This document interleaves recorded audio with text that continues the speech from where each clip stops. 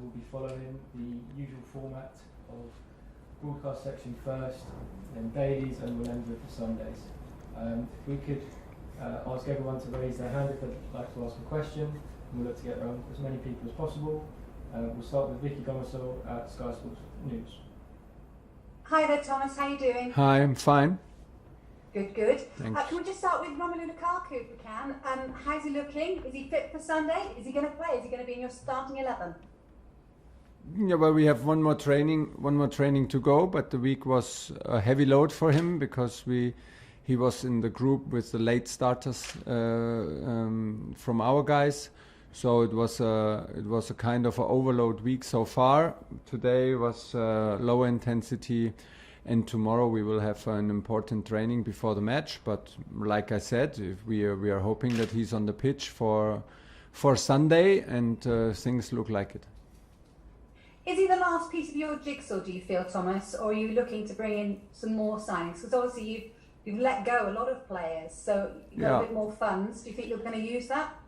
Yeah, we let go players because I truly also believe that everybody needs a role and needs a place to fight for. So it was also necessary, although I don't like it at all because the guys who left us played a big role in the last campaign, and it was a very successful campaign, and you build relationship with your players, and it's not nice to let them go, but at the same time is sometimes also necessary because like I said, everybody needs a role, and everybody needs a situation which is worth fighting for.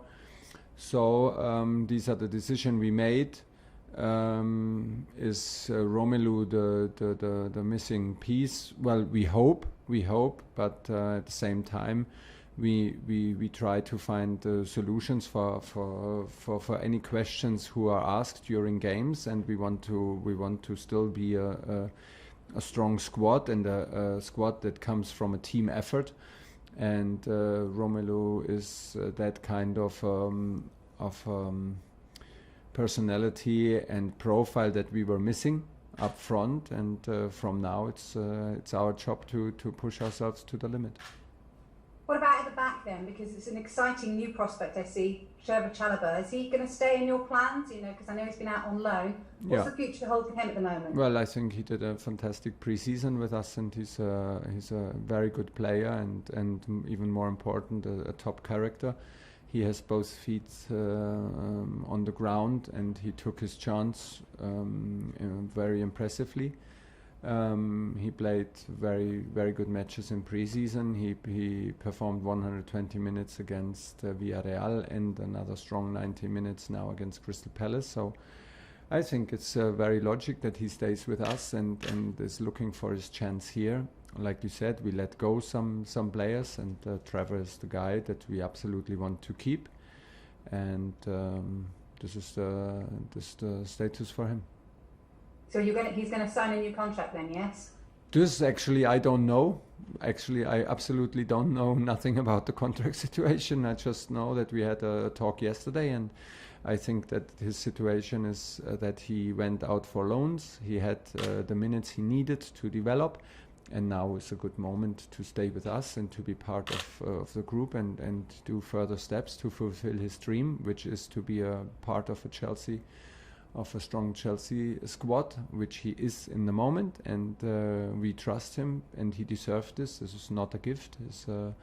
Is what he deserves for now, and this is a good situation for us and for him right now, and I'm absolutely not aware what it means for his contract. Okay, just finally from me then, the North London derby, how excited are you with all the fans to be back in it as well? Yeah, we had a pre-season match with not all the fans in it, but we could see like the atmosphere and the energy that this derby and this stadium can produce. I think it's always a tough one. It's always a tight one. It's like what it is in derbies and in North London derby. So North London game. They had a bit of a rough start now, and I think from their perspective, it can be like a help that a big rival from within the city arrives now, and it can be like can create a situation where they stick together and try to win their crowd over with a strong performance. So we should be absolutely prepared for the best Arsenal possible. They have qualities, they have a strong coach, they have a strong team, strong lineup, strong signings. So I think we should prepare for the best Arsenal possible, and at the same time do what we need to do, push the standards to the limit on this very Sunday. Let's see where our limit is, and look for an intense game, look for intensity, look for rhythm, and look for a confident game on and off the ball. This is what we're looking for, and anything else but a tough game would be a big surprise. We'll go to Ian Abraham's TalkSport. Hi Thomas, how are you? Hi, I'm fine. You're a man who knows his stuff. You'll know about the curse of the number 9 shirt at Chelsea.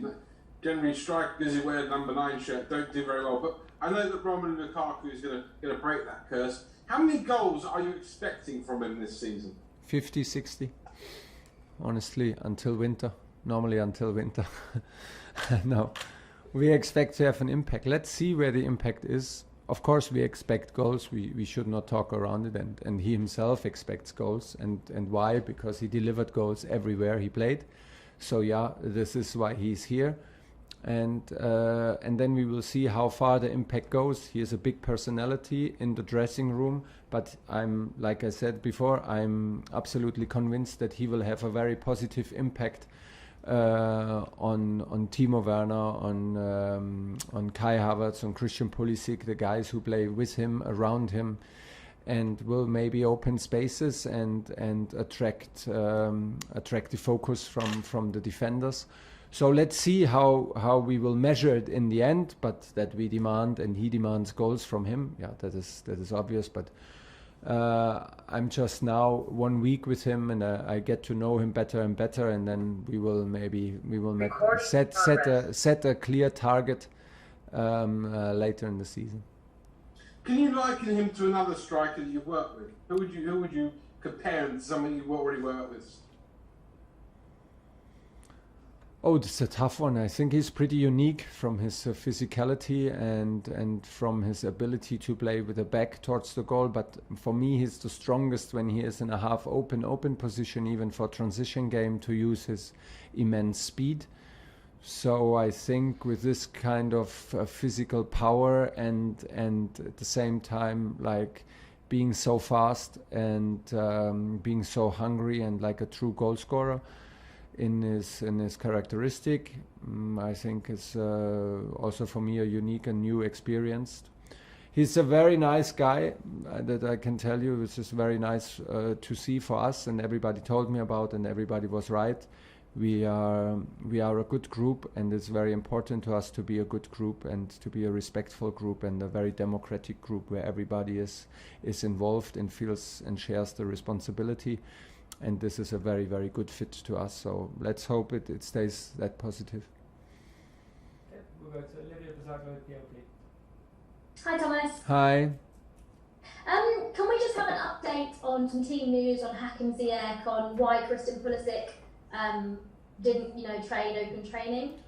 Well, Christian is unfortunately pretty easy to explain. He had a positive test and needs to follow the protocol, so he was not in training and is not available for the game. Hakim and N'Golo were both in training today and did everything until yesterday to be in training today.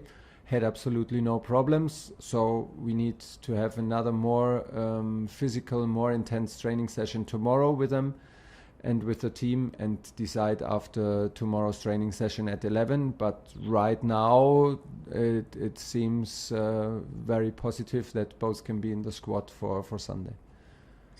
And just another word on Trevor Chalobah. He's, you've got Jorginho, Kante and Kovacic, obviously your three main midfielders. Yeah. Have you seen enough from Trevor Chalobah yet to maybe think that he might play in midfield? Of course, he excelled there in the loans that he went on. Yeah, we know this. For us, so far, he only played in the back three. So right now I would say this is the positions. These are the three positions where he can maybe achieve the most on a high level football.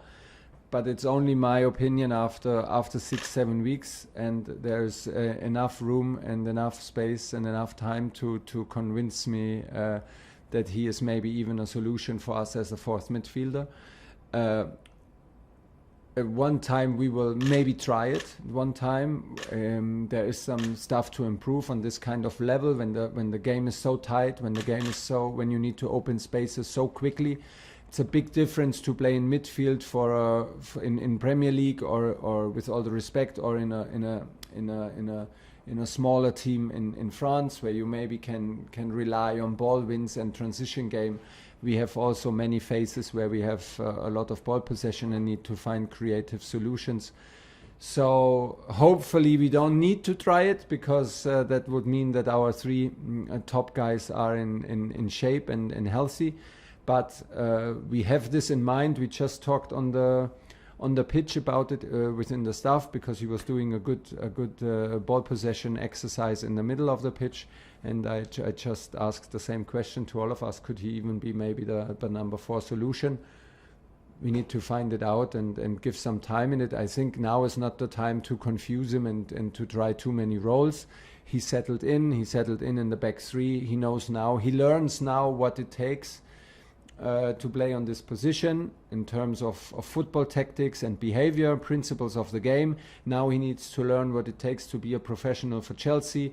He has big role models at his side, big experience and top players. So step by step, and maybe sometimes we will put him in midfield when all the other processes are done.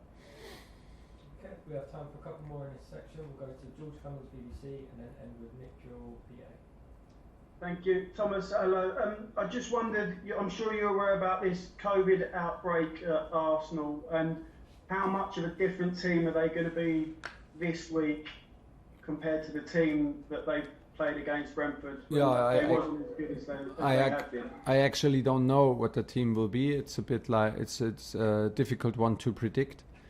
For me, the situation, when I put myself into their shoes, is the situation is a bit like they can play maybe the underdog role here because of the complications they had now with the COVID situation, the difficulties they had in the first match, and to lose a first match. I think they will try to put themselves into the underdog role and fight from there in this London derby, which is fair enough, and is on us to be absolutely focused and well aware of everything that they will ask us, because there is a lot of quality in the squad. They have quality signings, they have quality players in their squad, and they can hurt anybody if you're not concentrated, if you're not aware of the danger. So in the end it comes down to us.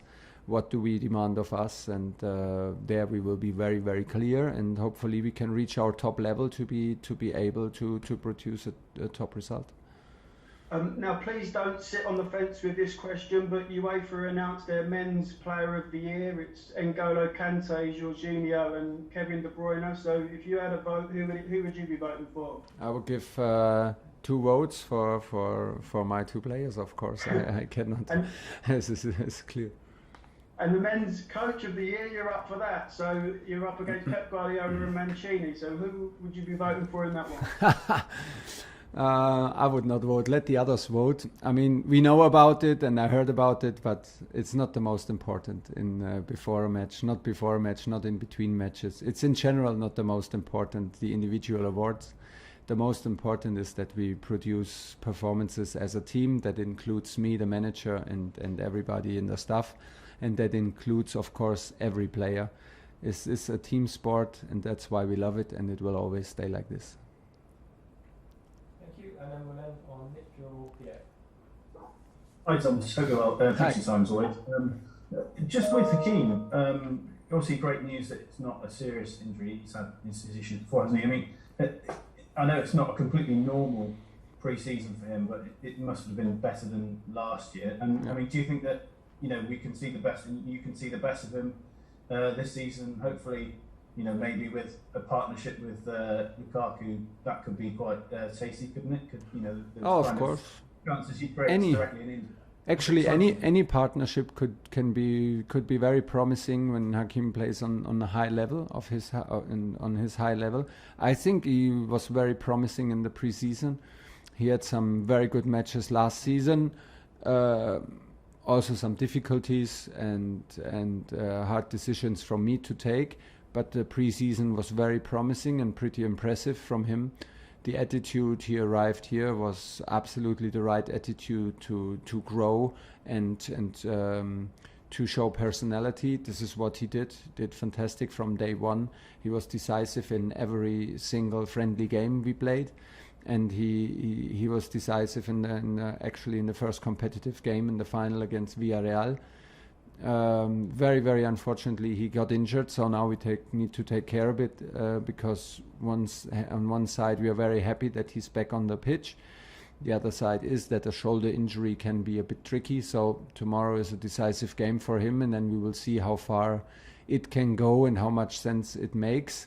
And hopefully he did not, what the good thing is, with a shoulder injury, you can still run, you can still keep your fitness, so you don't lose too much of that. And he has many training sessions in his legs. And from there on, once he gives the green light and feels totally free, hopefully he can find his performance from this season very, very quickly, because he was very important for us. Okay, thank you. We'll end the broadcast section there. We'll now move on to the